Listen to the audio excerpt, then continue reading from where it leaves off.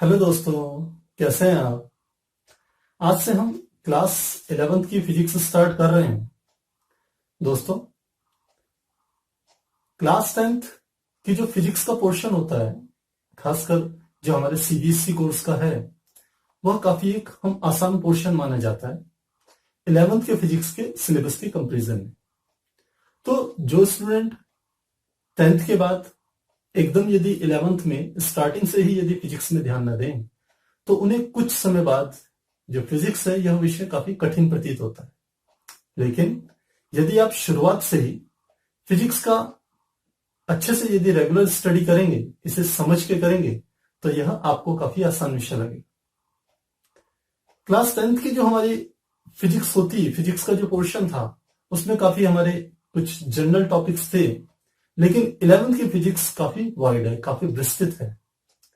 तो यदि आप इस विषय में अच्छे से कमांड करना चाहते हैं, इसे अच्छे से समझना चाहते हैं, तो आपको इसकी तैयारी शुरुआत से ही कर देनी चाहिए और इसकी डेली प्रैक्टिस कीजिएगा। और साथ में सबसे इंपॉर्टेंट बात, इसके हर टॉपिक को आप अवश्य ही समझें, इसे रटने की कोशिश न करें, क्योंकि जो आपके स्टार्टिंग के जो चैप्टर्स हैं, इनका यूज पूरी फिजिक्स में 12th तक जरूर होगा। और अलग अलग स्थानों पर 11th के जो हमारे अलग अलग फॉर्मूले हैं, अलग अलग कॉन्सेप्ट हैं, वह जरूर बार बार रिपीट होते चले जाएंगे। तो यदि आप इन बातों का ध्यान देंगे, तो निश्चित रूप से आपके फिजिक्स में अच्छी कमांड भी होगी, आपको यह विषय रुचिकर भी लगेगा और आपके इसमें अच्छे मार्क्स भी आएंगे। तो स्टार्ट करते हैं 11th की फिजिक्स। हमारा पहला चैप्टर है 11th का, भौतिक जगत। यह काफी एक जनरल टॉपिक है। एक यदि हम बात करें आज से लगभग 10-15 साल पहले की, तो वहां पर जो पहला टॉपिक हमारा पहला चैप्टर होता था फिजिक्स का 11th में, वह हमारा मापन होता था या प्रतिशत त्रुटियां होता था। लेकिन पिछले कुछ समय से जो पहला टॉपिक जो हमारा है, पहला जो चैप्टर है, वो है भौतिक जगत। अर्थात हम यह कह सकते हैं कि 11th की फिजिक्स एक प्रकार से बिल्कुल शुरुआत से शुरू होती है। अगर किसी ने इससे पहले कुछ नहीं भी पढ़ा है फिजिक्स के बारे में, और वह 11th के पहले चैप्टर से यदि अच्छे से अध्ययन करे, तो उसे यह विषय आसानी से समझ आएगा। उसको जरूरी नहीं है कि फिजिक्स के पूर्व ज्ञान की ही आवश्यकता हो। तो चैप्टर स्टार्ट करते हैं। भौतिक जगत। हम जानते हैं भौतिक जगत का अर्थ है कि हमारे अगल बगल का संसार। और वास्तव में देखा जाए तो फिजिक्स या भौतिक विज्ञान जिस विषय की शाखा है, वह हम कहते हैं, उसे कहते हैं विज्ञान। और यह विज्ञान की एक ब्रांच है। और विज्ञान की शुरुआत ही यह हुई थी कि मनुष्य ने अपने अगल बगल की जो विभिन्न भौतिक घटनाएं थी, इन घटनाओं को समझने का प्रयत्न किया और इन घटनाओं के पीछे जो छुपे हुए कारण थे, उनको ढूंढने की कोशिश करी। और उसी का परिणाम है कि आज मनुष्य टेक्नोलॉजी के मामले में कहो या ज्ञान के मामले में कहो, इतनी आगे निकल चुका है। जब इस संसार की उत्पत्ति हुई थी, तो केवल मनुष्य ही यहां पर एक सजीव प्राणी नहीं था। आप वर्तमान में भी देखते हैं, हमारे अगल बगल अनेक रूपों में बहुत सारे सजीव हैं। लेकिन मनुष्य इनमें सबसे श्रेष्ठ इसलिए माना जाता है क्योंकि मनुष्य के अंदर बुद्धि कौशल है। उसका जो बुद्धि विकास है, वो सबसे तेजी से हुआ। और इसका मुख्य कारण है कि मनुष्य के अंदर यह समझ, उसकी यह उत्सुकता कि हमारे अगल बगल के जो भौतिक जगत है, हमारे जो अगल बगल का संसार है, उसमें जो भी घटना घटित हो रही है, उस घटना के पीछे क्या कारण है, वह क्यों घटित हो रही है और उसके क्या परिणाम होंगे। तो विज्ञान की शुरुआत तो वर्तमान से ही नहीं, प्राचीन काल से, जब से मनुष्य की उत्पत्ति हुई है, तब से हो चुकी थी। क्योंकि मनुष्य हर एक घटना के पीछे होने वाले कारण की संभावनाओं को ढूंढता रहता था। तो वह चाहता था कि मैं हर घटना को जानूं, हर घटना को पहचानूं। तो जो हमारा फिजिक्स है, जिसको हम कहते हैं कि वो एक विज्ञान की ब्रांच है, विज्ञान को इंग्लिश में कहा जाता है साइंस। हम जानते हैं विज्ञान को इंग्लिश में साइंस कहते हैं। और यह विज्ञान एक लैटिन शब्द होता है, लैटिन शब्द है साइंटिया। इस शब्द से बनता है यह साइंस या विज्ञान शब्द। और इस शब्द का भी मूल अर्थ वही है जो हमने कहा, वह है जानना। अर्थात विभिन्न भौतिक घटनाओं के पीछे के रहस्य को समझना, उनको जानने की उत्सुकता, यही हमें विज्ञान के लिए प्रेरित करती है। इसी को हम क्या कहते हैं, विज्ञान कहते हैं। तो यदि हम विज्ञान की एक सामान्य परिभाषा देना चाहें तो हम कहते हैं विज्ञान किसी वस्तु अथवा घटना के क्रमबद्ध, सुव्यवस्थित तथा संगठित ज्ञान को हम विज्ञान कहेंगे। तो हम क्या कहेंगे, किसी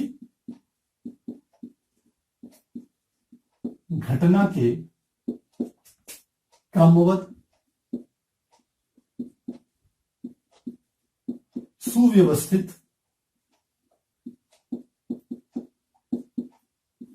तथा संगठित ज्ञान को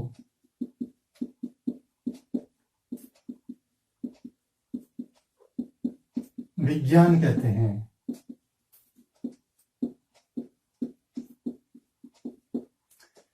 विज्ञान की केवल एक यही परिभाषा नहीं है, विज्ञान की अनेकों अनेक परिभाषाएं हैं। बस विज्ञान का अब अर्थ यह समझिए कि विज्ञान का अर्थ है जानना।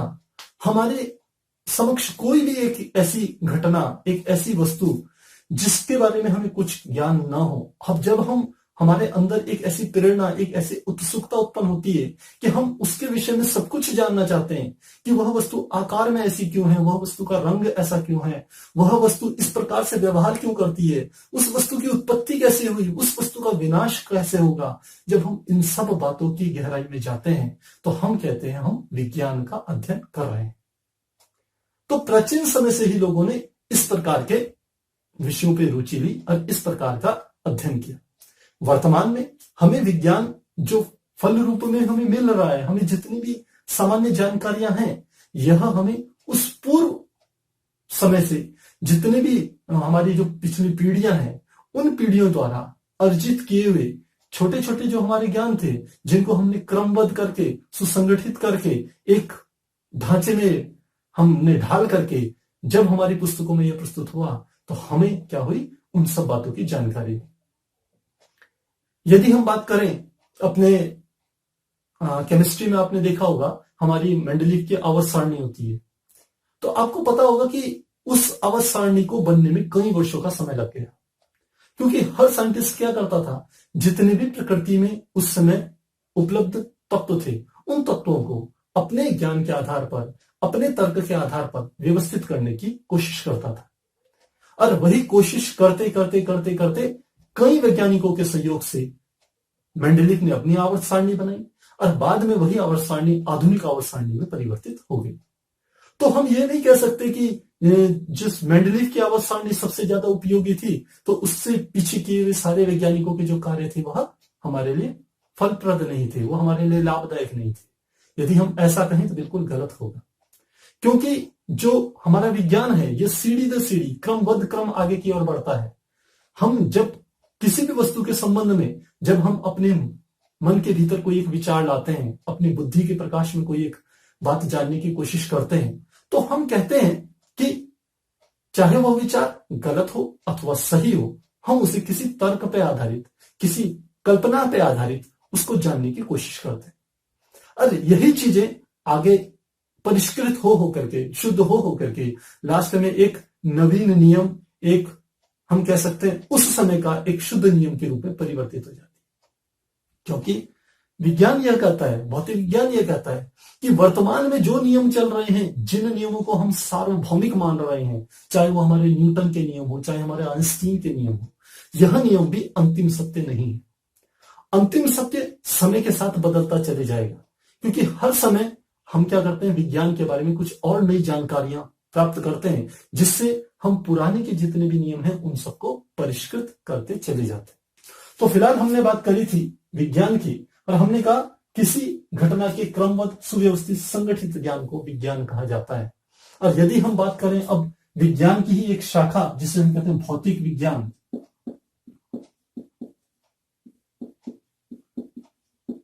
जिसे इंग्लिश में फिजिक्स कहा जाता है। भौतिक विज्ञान का अर्थ है कि इस भौतिक जगत में घटने वाली विभिन्न घटनाओं के अध्ययन को ही हम क्या कहते हैं, भौतिक विज्ञान कहते हैं। प्रारंभ के लोगों ने भी इन्हीं घटनाओं को जानने की प्रेरणा से विज्ञान की ओर उनकी रुचि बढ़ी थी। हम देखते हैं हमारे अगल बगल हवा बह रही है, बादल आ रहे हैं, कभी इंद्रधनुष बन रहा है, कभी बारिश हो रही है, कभी बादल गरजरा रहे हैं, कभी फॉग हो जाता है। तो यह सब घटनाएं क्यों घटित होती हैं, इनके पीछे क्या कारण है, इन प्राकृतिक घटनाओं के पीछे जब हम इनका अध्ययन करते हैं तो हम कहते हैं कि वह हमारी जो ब्रांच है विज्ञान की, वह जो शाखा है जिसके अंतर्गत हम इन सब बातों का अध्ययन करेंगे, वह हमारी शाखा क्या कहलाएगी, भौतिक विज्ञान कहलाएगी। तो हम कह सकते हैं कि भौतिक विज्ञान की वह शाखा है जिसके अंतर्गत हम अपने आसपास की, हम भौतिक जगत की विभिन्न घटनाओं का अध्ययन करते हैं, उसी को हम क्या कहते हैं, भौतिक विज्ञान कहते हैं। अब यदि हम भौतिक विज्ञान की एक अन्य परिभाषा के बारे में बात करें, एक तो हमने कहा कि भौतिक विज्ञान भौतिक जगत की विभिन्न घटनाओं के अध्ययन को ही हम भौतिक विज्ञान कहते हैं।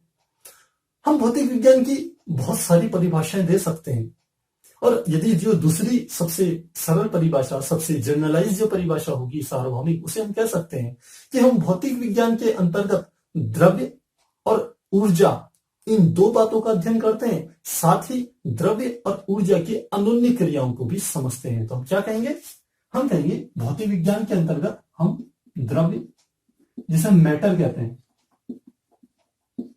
तथा ऊर्जा, जिसे हम एनर्जी कहते हैं,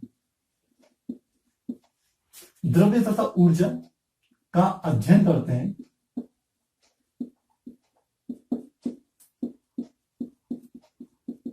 साथ ही इनके मध्य होने वाली अनोन्य क्रियाओं का भी अध्ययन करते हैं।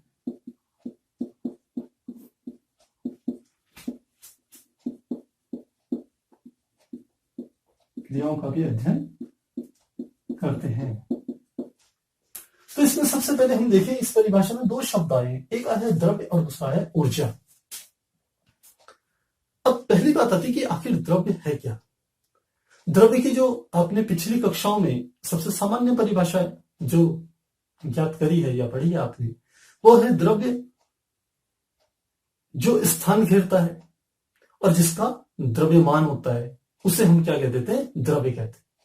अब आप देखिए कि कोई भी चीज आपके अगल बगल जो भी है वो या तो स्थान भी घेरती है और उसका कुछ ना कुछ द्रव्यमान भी होता है, तो वह सब चीजें द्रव्य की श्रेणी में आ जाती है। साथ ही आपने यह भी पढ़ा होगा कि जो द्रव्य होता है, द्रव्य की तीन अवस्थाएं होती हैं।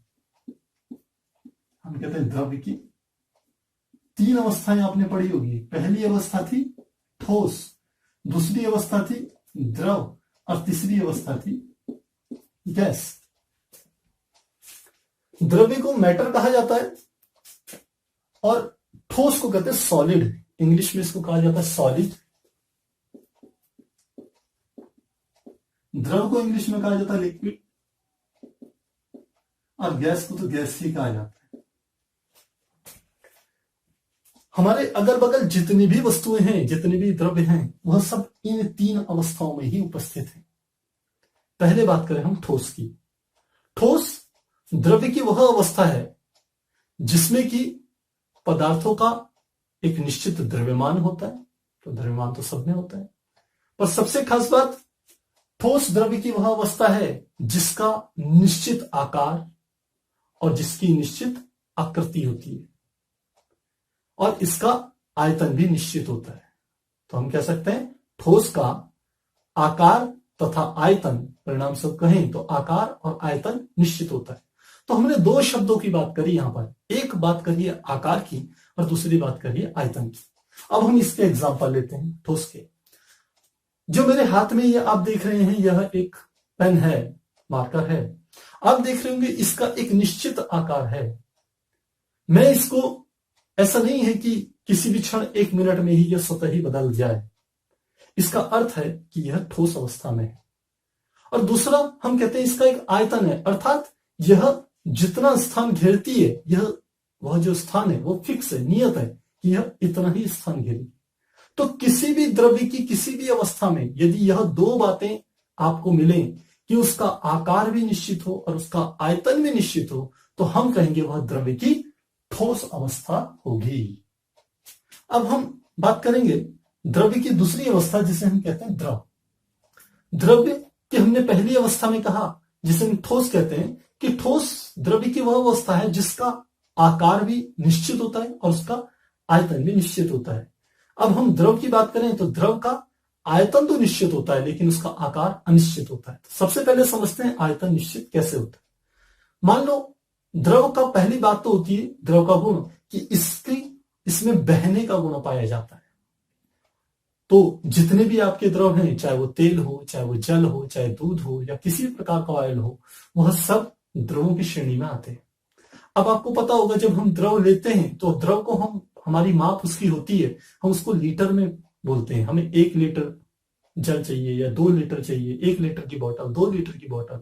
हम कोल्ड ड्रिंक्स का यूज करते हैं, उसमें हम कहते हैं हम 1 लीटर की बोतल ला रहे हैं, 2 लीटर की ला रहे हैं या 1.5 लीटर की ला रहे हैं। तो जब हम पीछे यह लीटर शब्द का प्रयोग करते हैं तो वास्तव में यह उसके आयतन को प्रदर्शित करता है। हम घरों में किसी भी विभिन्न चीजों का इस्तेमाल करें, मान लेते हैं हम एक बाल्टी का इस्तेमाल कर रहे हैं, तो आपको ध्यान हो बाल्टियों की एक धारिता होती है, अर्थात यह बाल्टी अपने अंदर कितने द्रव को रख सकती है, समाहित रख सकती है। तो जब हम कहते हैं इस बाल्टी की धारण क्षमता 15 लीटर है, तो इसका अर्थ है यह उसके आयतन को प्रदर्शित करती है। ठीक इसी प्रकार से जब हम घरों में प्रेशर कुकर का इस्तेमाल करते हैं तो हम प्रेशर कुकरों की भी एक धारिता होती है, अर्थात हम कहते हैं ये 3 लीटर का प्रेशर कुकर है या 5 लीटर का है, तो इसका अर्थ है कि यह 3 लीटर और 5 लीटर उसके आयतन को प्रदर्शित करते हैं। इसीलिए हम कहते हैं कि कोई भी जो द्रव होता है उसका आयतन तो निश्चित होता है लेकिन उसका आकार अनिश्चित होता है। तो आकार अनिश्चित क्यों होता है? आपने देखा होगा यदि जल को आप गिलास में डालेंगे तो गिलास की आकृति ले लेगा, और जल को यदि हम बोतल में डालेंगे तो बोतल की आकृति ले लेगा। अर्थात द्रव को जिस बर्तन में डाला जाता है वह उसी की आकृति ग्रहण कर लेता है। तो हम कहते हैं कि द्रव वह जिसका आयतन तो निश्चित लेकिन उसकी आकार अनिश्चित होता है। ठोस में आयतन और आकार दोनों निश्चित, द्रव में आयतन निश्चित, आकार अनिश्चित। अब तीसरी स्थिति लेते हैं हम गैस की। गैस भी द्रव्य की वह हम कह सकते हैं रूप है जिसके अंदर भी यह गुण होता है कि वह बह सके। यह भी एक तरल ही माना जाता है द्रव की तरह, और इसमें भी बहने का गुण होता है। पर द्रव में और गैस में सबसे बड़ा अंतर यह होता है कि द्रव का आयतन निश्चित होता है, आकार अनिश्चित होता है, लेकिन गैस का आयतन और आकार दोनों अनिश्चित होते हैं। तो आपने देखा होगा कि यदि हम कहीं से यदि छोटी सी एक इत्र की शीशी लाएं और इत्र को यदि थोड़ी देर यदि उसकी शीशी खोल दी जाए तो जो इत्र होता है वो पूरे के पूरे कमरे में फैल जाता है, कुछ ही समय में पूरे कमरे में फैल जाता है। अर्थात हम कह सकते हैं वो गैसीय रूप में उसने इस कमरे की आकृति को धारण कर लिया है। तो जहां पहले उसका आयतन एक छोटी सी शीशी के रूप में था, वहीं थोड़ी देर में उसका आयतन बढ़कर के इस कमरे के बराबर हो जाता है। तो हम कहते हैं कि गैस द्रव की वह स्थिति है द्रव्य की कि जिसका न तो आकार निश्चित होता है, नहीं उसका आयतन निश्चित होता है। और हमने पिछली क्लासों में इनको समझा था आणविक सिद्धांतों के आधार पर कि ठोस का आकार और आयतन इसलिए निश्चित होता है क्योंकि इसके अणु एक दूसरे के बहुत पास पास होते हैं। द्रव का आयतन निश्चित होता है, आकार इसलिए निश्चित होता है कि ठोस की अपेक्षा इसके अणु कुछ ज्यादा दूरी पर रहते हैं, तो इसके अणु अपनी सीमाओं के अंदर, द्रव्य की सीमाओं के अंदर एक स्थान से दूसरे स्थान तक जाने के लिए स्वतंत्र होते हैं। इसलिए यह किसी भी आकार को, किसी भी रूप को धारण कर लेता है, लेकिन इसका आयतन निश्चित होता है। अब यदि गैस की बात करें तो गैस में अणुओं के बीच की दूरी बहुत ज्यादा होती है, इसके अणु स्वतंत्र होते हैं, जिस मर्जी चाहे उस दिशा में जा सकते हैं, इसलिए गैस का आयतन तथा आकार दोनों अनिश्चित होते हैं। तो यहां अभी तक हमने बात करी, जो हम परिभाषा कर रहे हैं कि द्रव्य तथा ऊर्जा का अध्ययन करते हैं, किसके अंतर्गत? भौतिक विज्ञान के अंतर्गत हम द्रव्य तथा ऊर्जा का अध्ययन करते हैं, साथ ही इनके मध्य होने वाले अन्य क्रियाओं का अध्ययन करते हैं। तो इससे हमने सबसे पहले यह समझा कि आखिर द्रव्य क्या होता है। अब हम समझेंगे कि ऊर्जा क्या है। ऊर्जा की पिछली क्लासेस में आपने परिभाषा पढ़ी होगी, ऊर्जा या एनर्जी कार्य करने की क्षमता को ही हम ऊर्जा कहते हैं।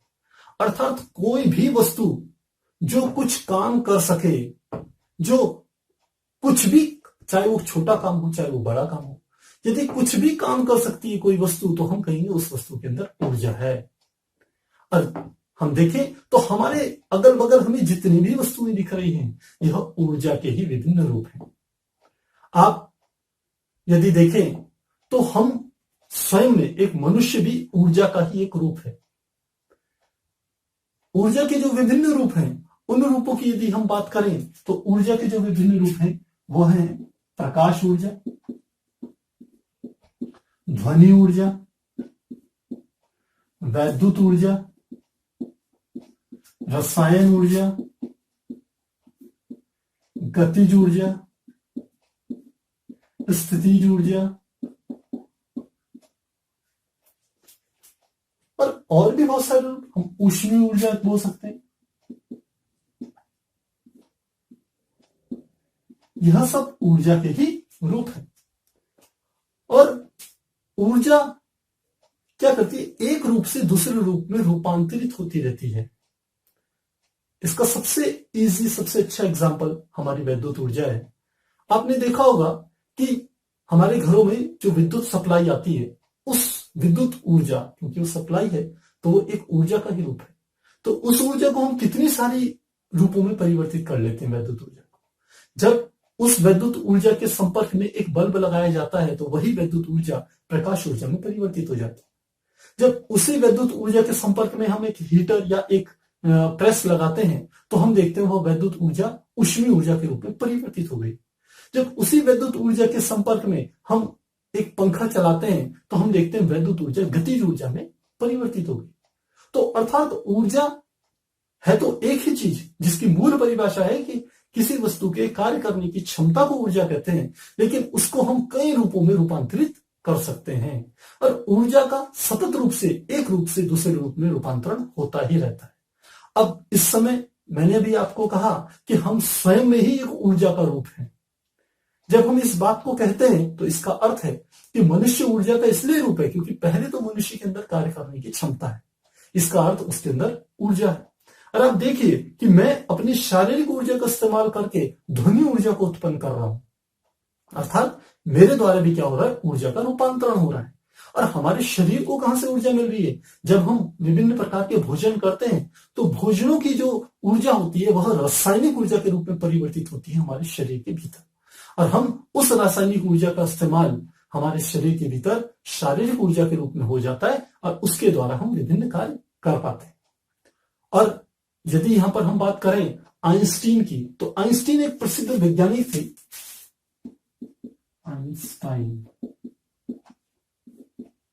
आइंस्टाइन एक प्रसिद्ध वैज्ञानिक थे और इन्होंने सबसे महत्वपूर्ण एक बात यह कही कि ऊर्जा तथा द्रव्यमान दोनों में कोई अंतर नहीं है, यह एक ही चीज के दो रूप हैं। इनके कहने का अर्थ यह था कि द्रव्यमान को ऊर्जा में परिवर्तित किया जा सकता है और ऊर्जा को द्रव्यमान में परिवर्तित किया जा सकता है। और आप इसी क्लास में या 12th की क्लास में पढ़ेंगे कि किस प्रकार जो विभिन्न नाभिकीय क्रियाएं होती हैं उसमें किस प्रकार एक ऊर्जा से दो कण उत्पन्न हो जाते हैं और दो कण मिलकर के उन कणों का नाश हो जाता है और उनसे ऊर्जा उत्पन्न हो जाती है। तो जो माइक्रो हमारी फिजिक्स है, जो बिल्कुल सूक्ष्म स्तर की जो हमारी भौतिक विज्ञान है, उसके अंतर्गत हम द्रव्यमान को ऊर्जा में और ऊर्जा को द्रव्यमान में आसानी से परिवर्तित होते हुए देखते हैं। तो आइंस्टीन का जो प्रसिद्ध द्रव्यमान ऊर्जा समीकरण था उसको प्रस्तुत करते हैं। आइंस्टीन का प्रसिद्ध द्रव्यमान ऊर्जा समीकरण था E = mc², जहां E है ऊर्जा को प्रदर्शित करता है कि कितनी ऊर्जा उत्पन्न हो रही है, M प्रदर्शित करता है द्रव्यमान को कि कोई द्रव्यमान यदि ऊर्जा में परिवर्तित होगा तो उससे कितनी ऊर्जा उत्पन्न होगी, और जो यहां हमारा तीसरा एक संकेतांक है C, यह C प्रदर्शित करता है प्रकाश की चाल को। और प्रकाश की चाल हम जानते हैं ये होती है 3 × 10⁸ मीटर/सेकेंड। C का मान होता है 3 × 10⁸ मीटर/सेकेंड। E प्रदर्शित करता है ऊर्जा को और M प्रदर्शित करता है द्रव्यमान को।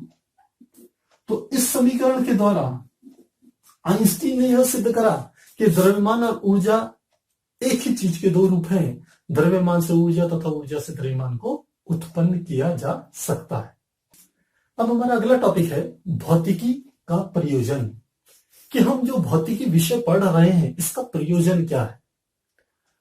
भौतिकी जो कि हम कहते हैं भौतिक विज्ञान का जो परिभाषा है वही यह कहती है कि हमारे आसपास होने वाली विभिन्न भौतिक घटनाओं के अध्ययन को ही हम क्या कहते हैं, भौतिक विज्ञान कहते हैं। लेकिन यदि आप भौतिकी की विभिन्न घटनाओं के बारे में सोचें तो इन घटनाओं को हम मुख्य रूप से दो भागों में बांट सकते हैं। एक को हम कहते हैं स्थूल, जिसे हम कहते हैं मैक्रो, और दूसरे को हम कहते हैं सूक्ष्म, जिसको हम कहते हैं माइक्रो। मैक्रो का अर्थ है कि हमारे अगल बगल घटित होने वाली वे घटनाएं, वे चीजें जो स्थूल रूप में हैं, जो विशालकाय रूप में हैं, उनको हम फिजिक्स की जो स्थूल भौतिकी है जिसे मैक्रो फिजिक्स कहा जाता है उसके अंतर्गत हम उसका अध्ययन करते हैं। तो स्थूल भौतिकी क्या है? देखिए, हम अपने अगल बगल जो विभिन्न घटनाओं का अध्ययन कर रहे हैं, जिसमें कि हम पृथ्वी की संरचना के बारे में अध्ययन कर सकते हैं, जिसमें हम हवाओं का चलना समझ सकते हैं, हम सूर्य से पृथ्वी के अनुनिय क्रियाओं को समझ सकते हैं। इसके अलावा हम पृथ्वी को समझ सकते हैं कि हमारी पृथ्वी की आकृति क्या है, हमारी पृथ्वी के चारों तरफ घूमने वाला जो चंद्रमा है, जो पृथ्वी का एक उपग्रह माना जाता है, उसका पृथ्वी के साथ किस प्रकार से संबंध है। हमारी पृथ्वी जो 8 ग्रहों में से एक ग्रह है हमारे सौर मंडल का, और जो सूर्य के चारों तरफ लगातार दीर्घवृत्ताकार कक्षा में चक्कर लगा रही है, उसका सूर्य के साथ कैसा संबंध है। इसके अलावा सूर्य क्या है, सूर्य हमारी जिस गैलेक्सी का हिस्सा है वह गैलेक्सी क्या है, और यह हमारी जो गैलेक्सी है यह हमारे पूरे के पूरे जो हम कह सकते हैं हमारे विभिन्न आकाशीय पिंड है उनके साथ कैसी इसके संबंध है, कैसे यह अन्योन्य क्रियाएं करते हैं। इन सब बातों का अध्ययन हम करते हैं स्थूल भौतिकी में, यानी कि माइक्रोफिजिक्स में करते हैं। माइक्रोफिजिक्स को हम यदि अध्ययन करना चाहें, इसके छोटे छोटे उप विषयों की बात करें तो हम इसमें उप विषय कहते हैं, इसका एक उप विषय आता है जिसे हम कहते हैं यांत्रिकी। यांत्रिकी स्थूल भौतिकी का एक वह विषय है, वह उप विषय है जिसमें हम विभिन्न कणों की ऊर्जाओं का अध्ययन करते हैं, उनके विभिन्न द्रव्यों की अन्योन्य क्रियाओं का अध्ययन करते हैं। और इसमें मुख्य रूप से जो हमारे सिद्धांत जो आते हैं वो न्यूटन का सिद्धांत आता है, न्यूटन के सिद्धांत आते हैं, गैलीलियो का सिद्धांत आता है।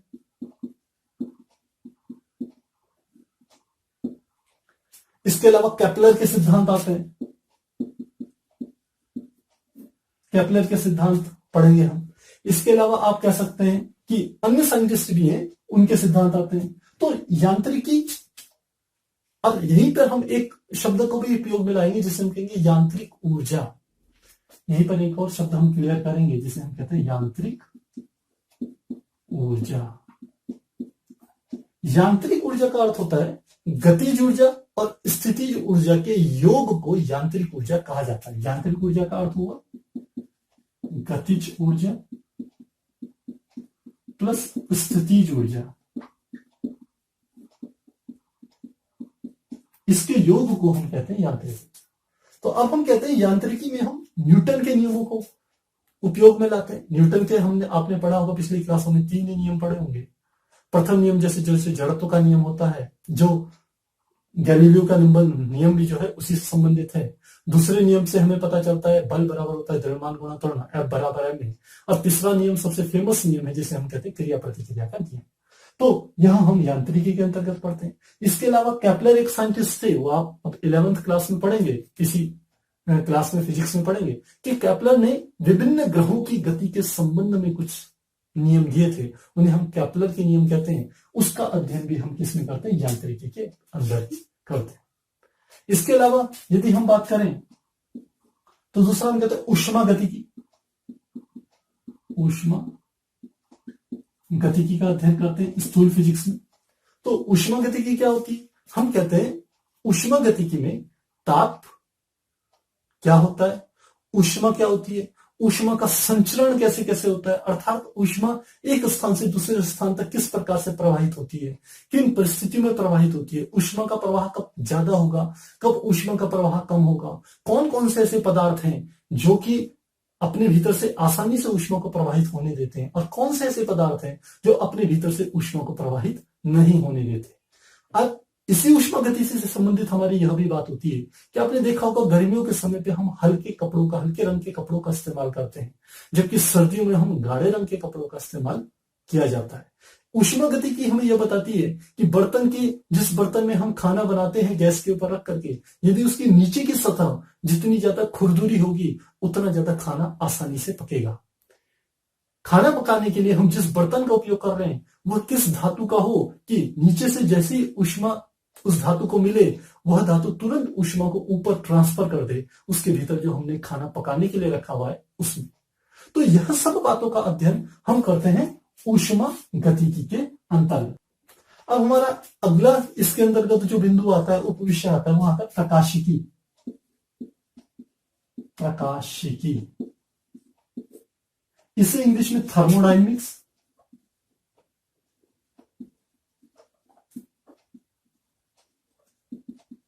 और इसको हम ऑप्टिक्स कहते हैं, इसको हम मैकेनिक्स कहते हैं, यांत्रिकी को।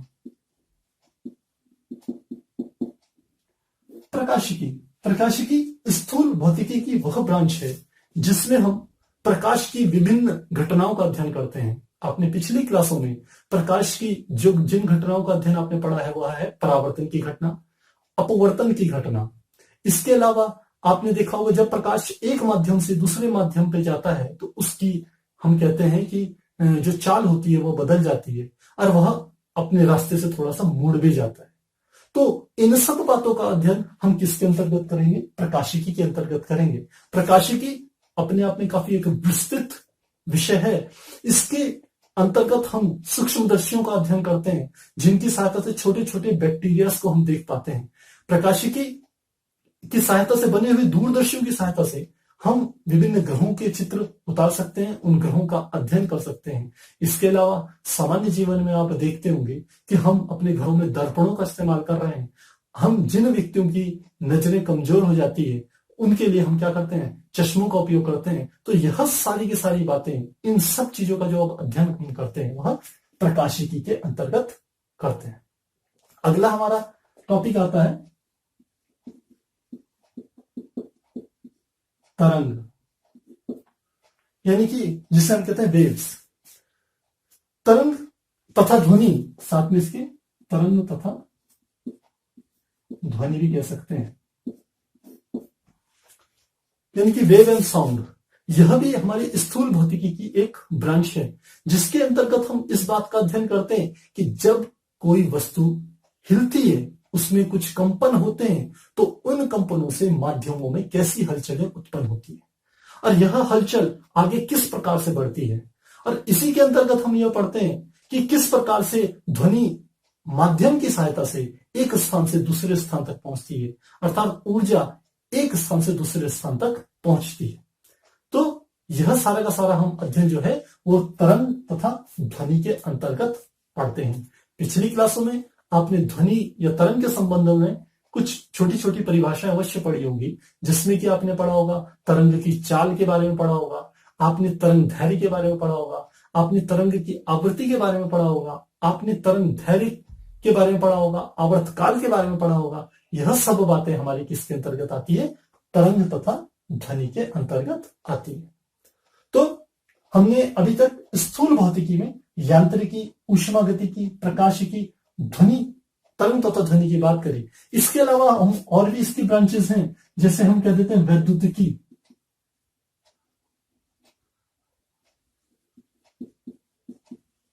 जिसे इलेक्ट्रिसिटी कहते हैं।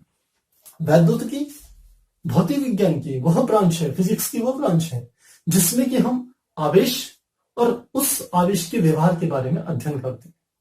साथ ही हम वैद्युतिकी में ही चुंबकों के बारे में भी अध्ययन करते हैं। और हमने यह पाया कि आवेश यानी कि वैद्युत और जो चुंबकत्व है यह एक ही पहलू के, एक ही सिक्के के दो पहलू हैं।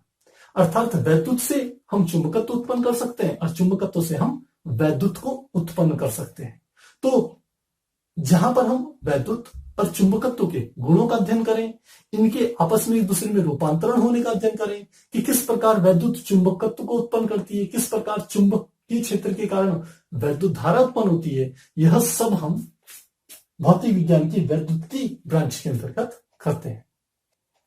अभी हमने भौतिकी के प्रयोजन के अंतर्गत उसका पहला बिंदु जिसे हम कहते हैं स्थूल भौतिकी, मैक्रोफिजिक्स, उसके विभिन्न शाखाओं के बारे में सामान्य जानकारी प्राप्त करें।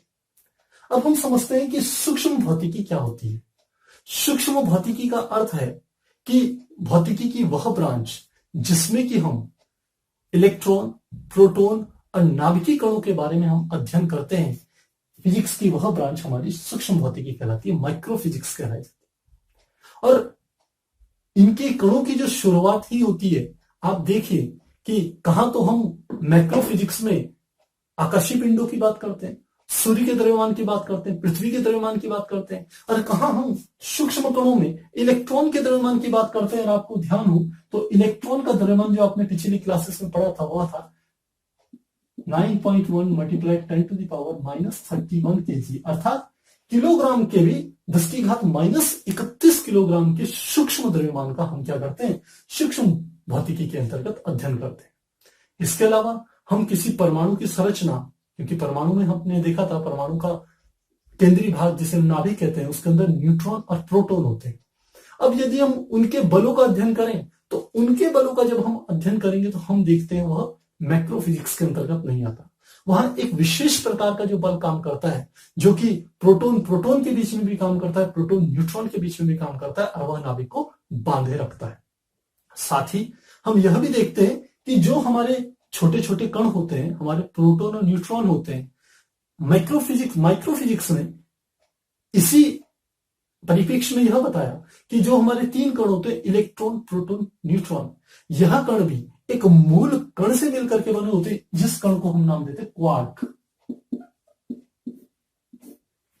और यह क्वार्क अलग अलग परिस्थितियों में, अलग अलग स्थितियों में मिल करके मूल कणों का निर्माण करता है, जिसे हम कहते हैं इलेक्ट्रॉन, प्रोटॉन, न्यूट्रॉन। तो यह तीनों के तीनों कण किसके द्वारा बने हुए हैं? वास्तव में क्वार्क के द्वारा ही बने हुए हैं। क्वार्क का अलग अलग संयोजन, अलग अलग मिश्रण किसी एक कण की उत्पत्ति करता है, दूसरा संयोजन दूसरे कण की उत्पत्ति करता है, तीसरा संयोजन तीसरे कण की उत्पत्ति करता है। तो हम इन सब बातों का अंतर्गत, इन सब बातों का अध्ययन सूक्ष्म भौतिकी यानी कि माइक्रोफिजिक्स के अंतर्गत करते हैं। तो दोस्तों, आज हमने 11th क्लास के फर्स्ट चैप्टर भौतिक जगत को प्रारंभ किया, और हमने शुरुआत में सबसे पहले यह समझा कि आखिर विज्ञान की उत्पत्ति हुई कैसे है, जिसके बारे में हमने कहा कि यह जो प्राचीन कालीन जो मानव था, उसकी उत्सुकताओं के कारण, उसकी उत्तेजनाओं के कारण, उसका प्रकृति को जानने की जो हम कह सकते हैं उत्सुकता थी, उसके कारण विज्ञान का आविर्भाव हुआ। और साथ ही हमने फिर विज्ञान की अपनी एक विशेष ब्रांच जिसमें हम कहते हैं भौतिक विज्ञान, इसके बारे में अध्ययन करा और देखा कि किस प्रकार भौतिक विज्ञान हमारे सामान्य जीवन से जुड़ा हुआ है। हमारी प्राकृतिक घटनाओं के अध्ययन को ये हम क्या कहते हैं, भौतिक विज्ञान कहते हैं सामान्यतः। और फिर बाद में हमने भौतिक विज्ञान की 2 ब्रांचों, जिसमें हम कहते हैं स्थूल फिजिक्स यानी कि माइक्रोफिजिक्स, स्थूल भौतिकी, तथा सूक्ष्म भौतिकी, इन दोनों बातों का भी अध्ययन करा। तो दोस्तों, मुझे पूरा विश्वास है आज हमने जो भी कुछ सीखा होगा, जो भी कुछ समझा वो आपकी समझ में जरूर आया होगा। यदि फिर भी आपके कहीं कोई डाउट्स होते हैं तो आप कमेंट बॉक्स में जरूर लिखिएगा। तो मिलते हैं अगली क्लास में, तब तक के लिए गुड बाय।